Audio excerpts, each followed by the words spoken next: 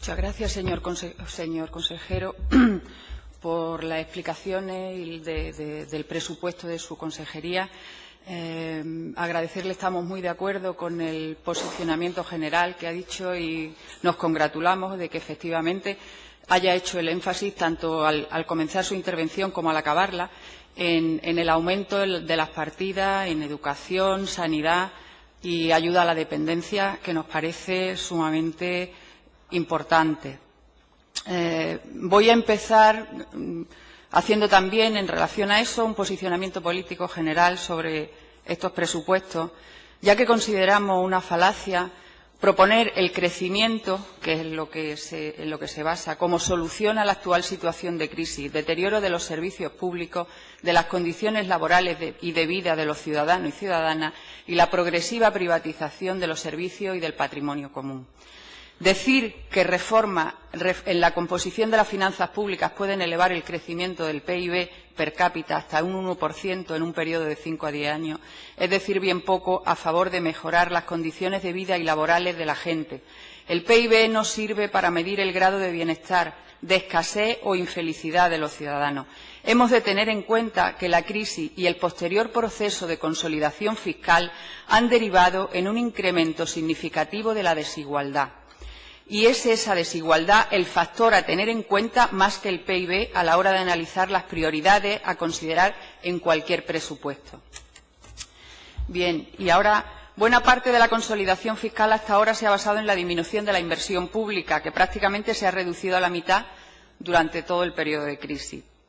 Sin embargo, nos alegra mucho saber que el presupuesto de su consejería se haya incrementado en casi un 9,2%. Su consejería es eminentemente inversora. Por eso mismo es importante definir muy bien esas prioridades de inversión.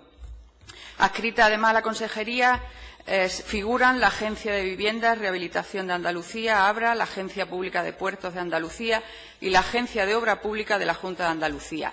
Nos gustaría saber, en relación a eso, si hay movilidad laboral del personal que desempeña sus funciones entre esas agencias de la misma consejería. Y pasando ya a analizar un poquito pormenorizadamente los programas presupuestarios de la consejería que consideramos más importantes, el 4.3a y el 5.1b. En el programa 4.3a de Vivienda y Rehabilitación, que gestiona la Secretaría General de Vivienda y la Agencia de Vivienda y Rehabilitación, ABRA, hay actuaciones de carácter especialmente inversor, como la relativa a la rehabilitación sostenible de edificios residenciales, viviendas y áreas urbanas. Hay una importante labor de inspección en relación a eso en materia de vivienda, incluyendo la gestión, control y registro de las finanzas de contratos de arrendamiento de vivienda y suministros de agua, gas y electricidad. Nos gustaría saber, en relación a eso, cuántos inspectores funcionarios hay en Andalucía, cuánto hay asignados para cubrir esas necesidades del parque público de vivienda adscrito a la agencia ABRA. Este programa tiene presupuestadas operaciones financieras de medidas para asegurar el cumplimiento de la función social de la vivienda y se procedió al traspaso desde la Consejería de Hacienda y Administración Pública a la de Fomento y Vivienda las funciones e instrumentos de gestión de los depósitos de fianzas, de los contratos de arrendamiento de vivienda para uso distinto de vivienda y de los suministros de agua, gas y electricidad, a que hace referencia la Ley 4 de 2013. Esto, sin embargo, no aparece en la memoria del ABRA, que debería de ser la ejecutora. Las principales líneas generales del programa presupuestario 4.3a son las siguientes. Actuación en materia de vivienda destinada a facilitar a las familias con menos ingresos el acceso a una vivienda digna, de calidad y adecuada, así como movilizar el parque de vivienda desocupada mediante actuaciones de fomento del alquiler. En base a esa prioridad, han hablado desde su consejería en varias ocasiones desde 2015 del anteproyecto de la Ley de Retracto, que permitiría a la Junta ejercer el derecho de compra preferente de las viviendas afectadas, facilitando un alquiler social y la permanencia en el hogar de las familias afectadas por una ejecución hipotecaria. Organizar un sistema andaluz de información y asesoramiento integral en materia de desahucio. Dijeron que durante 2016 se tramitaría en esta Cámara el proyecto de ley de retracto en procesos de desahucio, que cuenta en este ejercicio con 4 millones de euros presupuestados, lo que permitirá el pleno ejercicio del derecho de adquisición preferente de vivienda. Nos preguntamos en qué quedaron los 2 millones presupuestados en 2016, cuando no se llevó a cabo esa ley de retracto. Y si los 4 que le asignan ahora se podrán aplicar finalmente, teniendo en cuenta que aún no disponemos de esa ley varias veces anunciada. Es objetivo de ese programa presupuestario la rehabilitación del patrimonio arquitectónico de nuestra comunidad autónoma, la regeneración urbana de las barriadas y los espacios públicos y el fomento de los valores de la arquitectura en nuestra región, apoyando también actuaciones de este tipo en países de Latinoamérica y del arco mediterráneo, dicen ustedes, a través de los programas de cooperación internacional. Como usted conoce, la política de su Gobierno en materia de cooperación internacional para el desarrollo se articula mediante el Plan Andaluz de Cooperación al Desarrollo, los planes anuales y los programas operativos por países e, igualmente, según la Ley 14 de 2003, señala la consejería competente en materia de cooperación internacional, que es la de Igualdad y Políticas Sociales. Eso nos induce a pensar que puede haber duplicidad, descontrol u opacidad. En cuanto a la Secretaría General de Vivienda, una de las funciones que tiene asignada es la de elaboración, coordinación y dinamización de estudios, planes y programas para la definición y ejecución de las políticas de la comunidad en materia de vivienda, rehabilitación y arquitectura. Bien, pues en reiteradas ocasiones, en reiteradas comparecencias, el consejero se le ha pedido que se haga un estudio de la situación del parque de vivienda de Andalucía, en tanto que los estudios actuales son obsoletos y no dan fiel reflejo de la información de su estado. Esperamos que en este ejercicio se pueda llevar a cabo. Otra función asignada a esta Secretaría General de Vivienda es el control y administración de viviendas protegidas de titularidad pública. Dicho control parece que no es ni efectivo ni ordinario, por cuanto, tal como publica el Diario de Sevilla, su Administración calcula unas 3.000 irregularidades en su vivienda. Señor consejero, ¿sabe cuántas campañas y decretos de regularización se han iniciado? Otra función más que le corresponde, la coordinación con los agentes económicos y sociales y con los colectivos ciudadanos en las materias competentes de esta Secretaría General, así como la participación en los mismos de los órganos consultivos de su ámbito competencial y en los procesos de elaboración y desarrollo de los planes que se desarrollen. Si entendemos como órgano consultivo el Observatorio de la Vivienda, estará usted conmigo que el balance de reuniones es sumamente pobre, por cuanto solo se han reunido el 29 de octubre del 2015 y el 12 de septiembre de 2016, una vez al año. ¿Con solo 2 reuniones pretende que cumpla su función? Que además debe de ser previa a la publicación del plan de vivienda.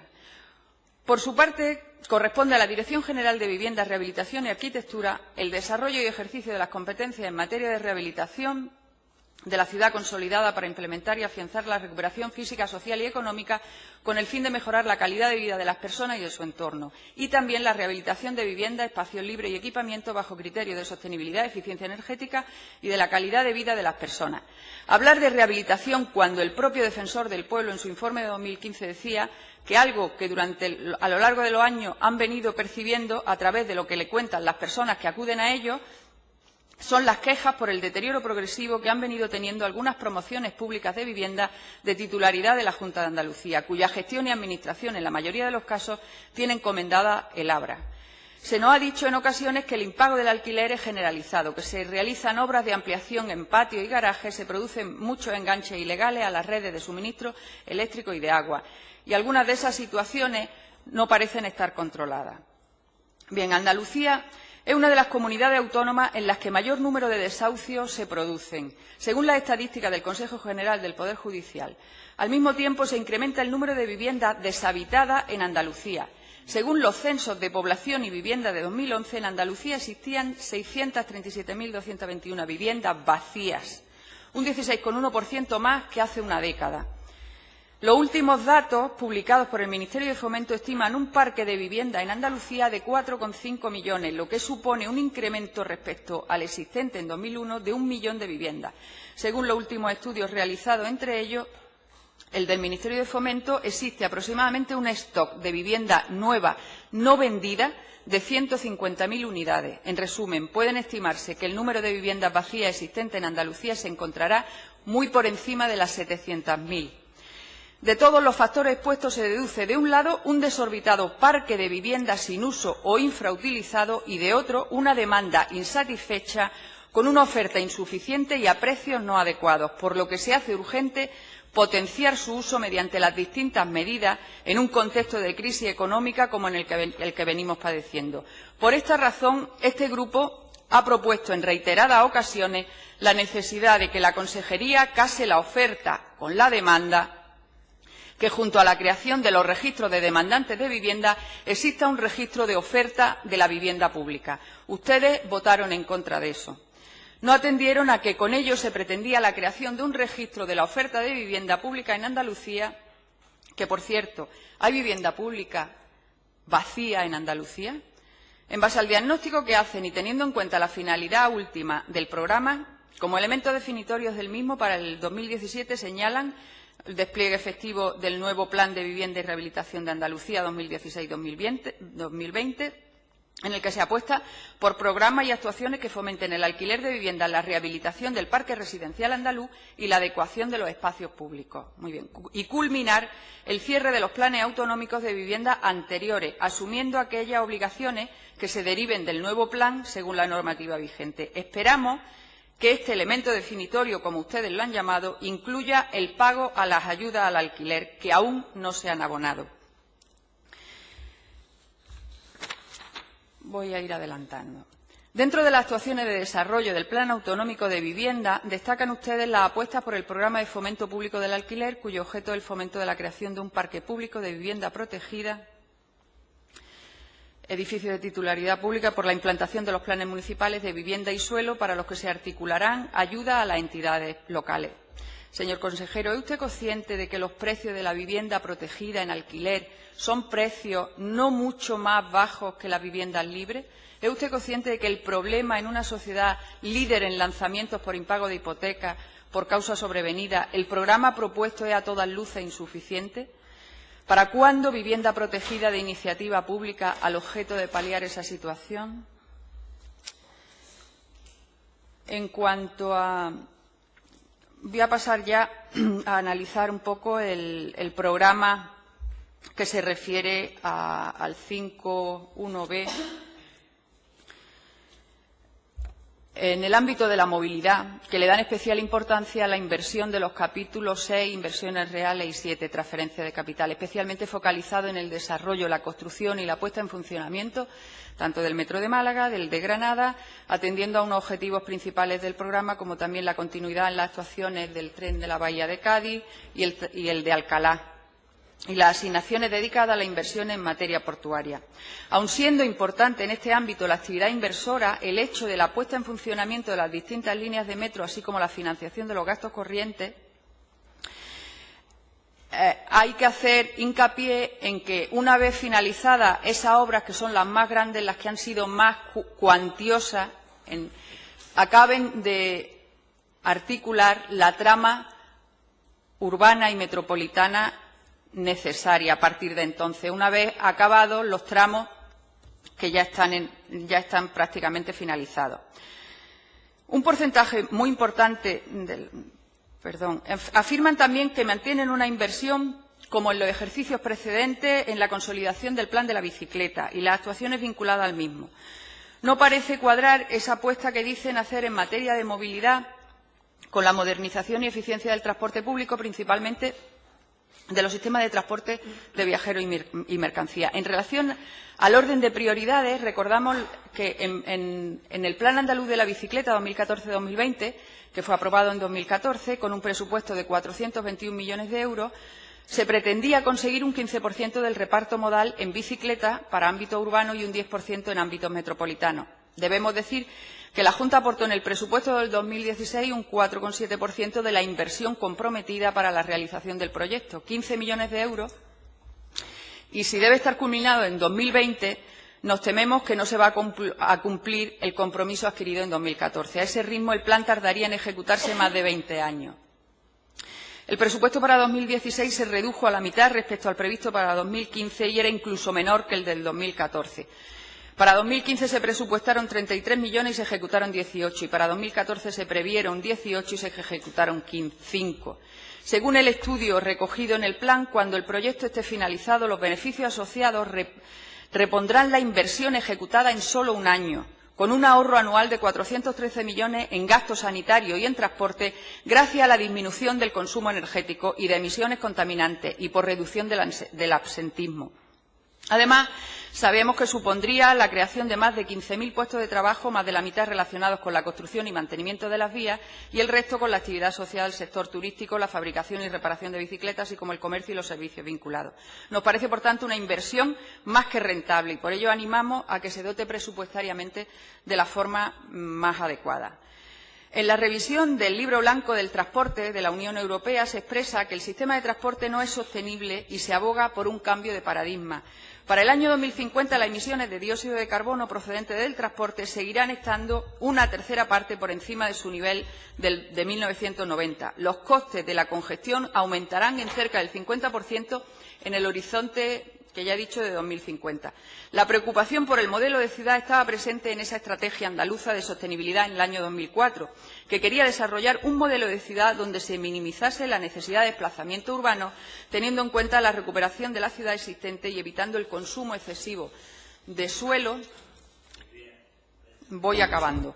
Bien, va a decir que con el PISTA se dedica más de la mitad del presupuesto al plan de autovías, y casi nada a impulsar la bicicleta y el transporte público urbano, y que aparte las políticas energéticas y de movilidad de la Junta no son las adecuadas en este sentido, porque debemos anticiparnos y trabajar para ser resilientes en la civilización post-carbono hacia la que vamos. Una planificación de la movilidad que tenga en cuenta los retos actuales, especialmente en la reducción de emisiones, debe orientar las políticas de movilidad hacia un urbanismo que descentralice y reorganice los barrios y la ciudad en general en modelos plurifuncionales, y el camino de eso pasa por reducir el espacio al coche, descongestionar de vehículos privados el coche. Los fondos europeos, además, sabemos que priorizarán las conexiones que den acceso a la red transeuropea de transporte, y eso debería de ser un estímulo para abordar sin dilación el arco ferroviario mediterráneo, en el que sabemos que están interesados, pero con mucho más interés del que nos parece que muestran estos presupuestos. Que se comience a vertebrar de una vez por todas todo el territorio andaluz, y esa vertebración debe incluir toda la red de ferrocarriles funcionales y eficientes, tanto para viajeros como para mercancía, haciendo del arco mediterráneo una estrella que no vemos que lo sea en estos presupuestos. Y sin más, únicamente acabar diciendo que la situación económica, social y política medioambiental y del entorno internacional ha cambiado en estos últimos tiempos, lo suficiente como para no considerar que las decisiones tomadas a principios de siglo, en el 2000, son válidas para aplicar en un entorno del 2020 hacia el que vamos, con la revisión del plan PISTA que se ha hecho en estos presupuestos. Gracias. Gracias, señoría. En nombre del Grupo Parlamentario Popular va a haber dos intervenciones, una de la señora Martínez y otra del señor Romero. Cuando ustedes lo deseen,